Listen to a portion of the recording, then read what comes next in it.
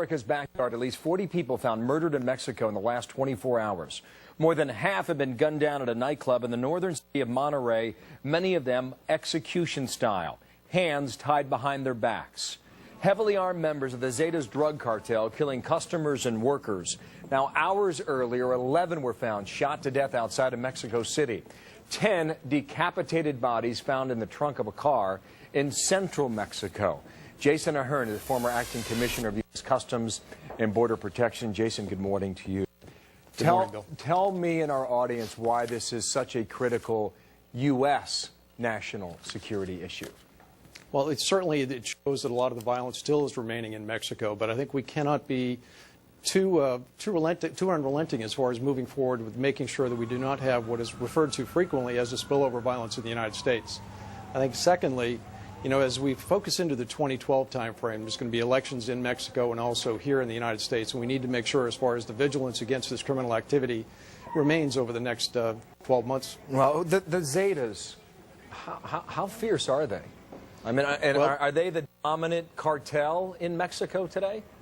Well, they certainly believe they are, but there's also some other violent rival drug cartels. But the Zetas are very significant.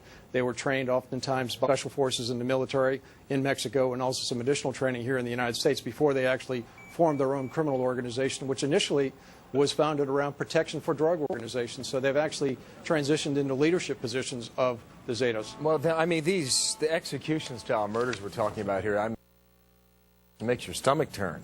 But when you think about since 2006, 35,000 plus have been killed that are directly related to these drug wars. Now, how does a turf war start?